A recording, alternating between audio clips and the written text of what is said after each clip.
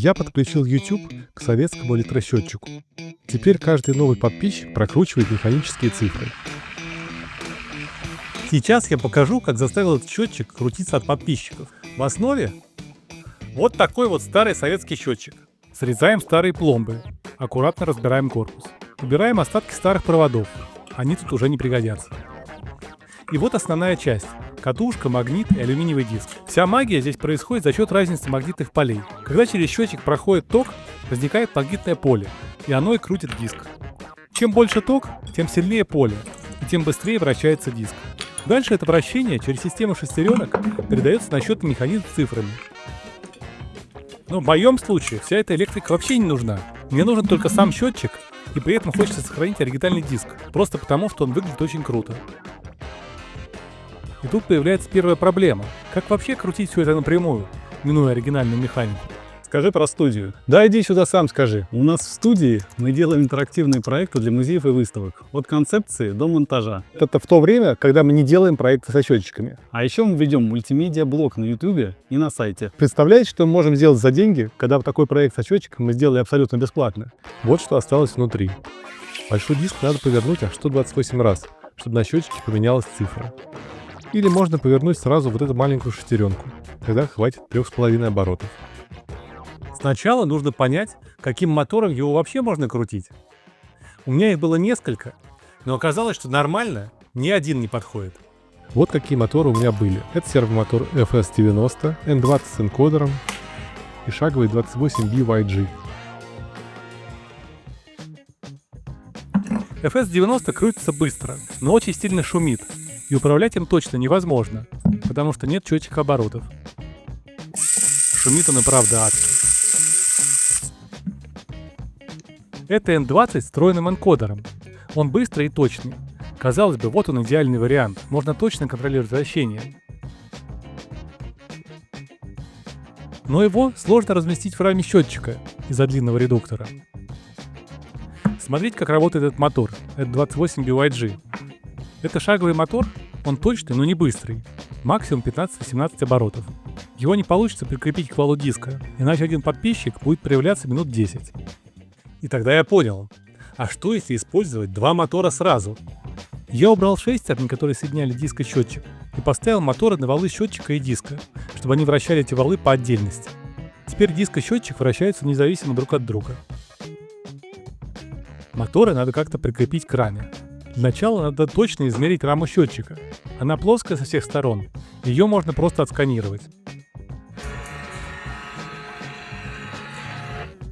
Отлично сканируется, остается только уточнить размеры с помощью штангенциркуля. Так получилось максимально точно перенести геометрию в 3D.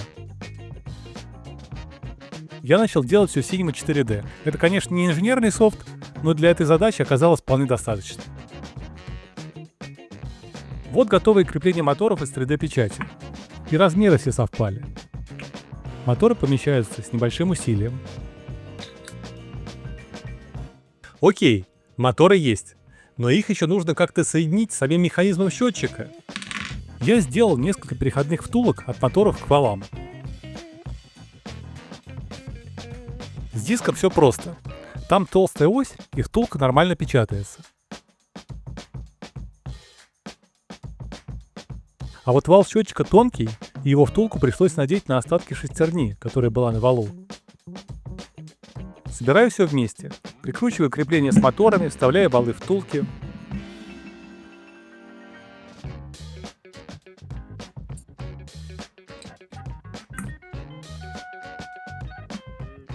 Диск встает на свое место, и с одной стороны его вал прижимается оригинальным пружинным болтом с контргайкой. А с другой стороны его держит мотор. Ставлю механизм с цифрами. С механикой похоже, что разобрался. Вот этот мотор будет крутить диск, а этот мотор крутит цифры на счетчике. Но мотор сам по себе ничего не делает. Им еще нужно как-то управлять. Внутри я использую небольшой контроллер. К нему подключены две платы управления моторами. Через них я уже кручу сам счетчик.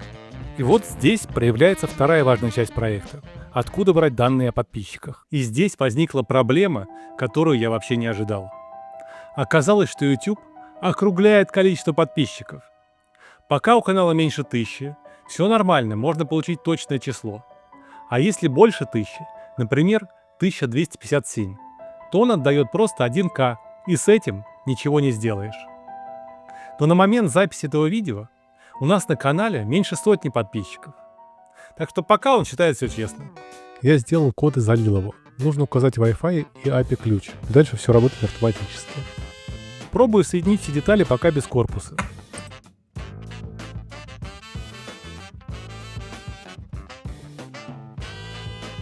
И вот так это выглядит в собранном виде. Вся электроника пока снаружи, но уже все работает. Счетчик получает данные и крутится как нужно. Все электронные компоненты довольно маленькие. И я подумал, а почему бы не уместить все внутри корпуса?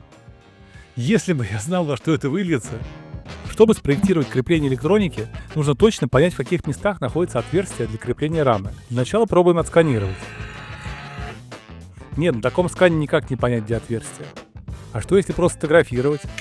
Но даже длиннофокусный объектив дает большие искажения пропорций, а детали должны стоять очень плотно. Точно измерить так и не получилось. Пришлось на глаз измерять штангенциркулем. В этот раз я решил делать все в Fusion 360. Это уже нормальный инженерный софт. Он оказался довольно простым, и я собрал там всю конструкцию. По плану это должно было выглядеть вот так. Крепление, стойки для плат, сверху драйверы моторов, а снизу контроллер. Обычно такие вещи с первого раза никогда не работают. Но тут каким-то чудом все сразу стало на свои места. Учитывая, насколько криво мне давались измерения, это реально была удача. Я прикрепил латунные стойки для плат. С обратной стороны они крепятся маленькими гайками. Поставил контроллер. Обратите внимание, что он специально стоит под углом, чтобы можно было подключить кабель для прошивки, когда он внутри корпуса.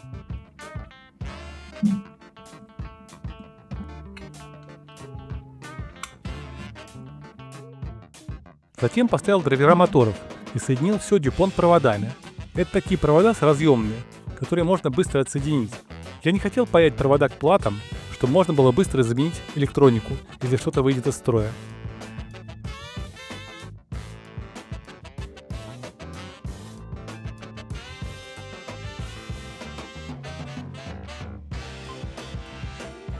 Для питания всех 3 плат делаю стандартный разъем на корпусе.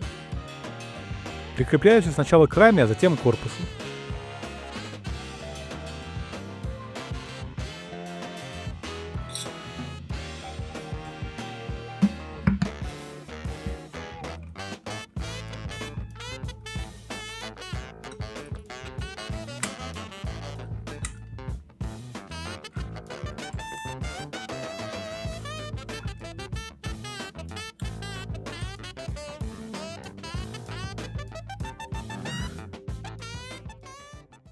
Осталась последняя деталь – передняя панель. Потому что теперь это уже не счетчик киловатт-часов, а счетчик подписчиков. Я заказал резку табличек из алюминия. Из-за минимального тиража их получилось сразу 10, так что можно было спокойно поэкспериментировать с дизайном. Перерисовываем контур и добавляем оригинальные надписи. Я хотел сохранить ощущение оригинального счетчика, поэтому оставил немного неровный номер. 1 оборот диска, теперь 1 подписчик. Пишем название и ставим лого YouTube. Я сделал 2 светлые версии и 1 темную. Такие счетчики тоже раньше были. Таблички напечатаны UV-печатью. Это когда краска закрепляется ультрафиолетом, поэтому можно печатать прямо на металле. Прикручиваем табличку к раме.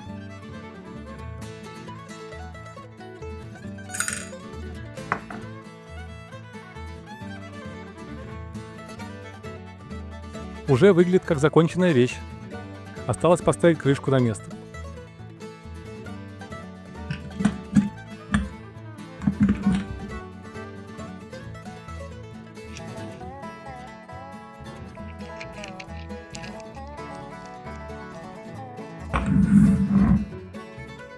Сначала я вообще думал обойтись без интерфейса, но быстро понял, что это тупик.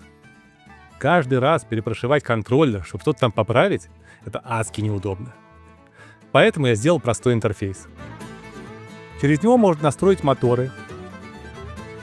Например, изменить количество шагов мотора на одного подписчика.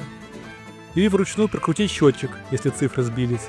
То есть фактически управлять всей системой прямо с телефона, без перепрошивки лишних действий.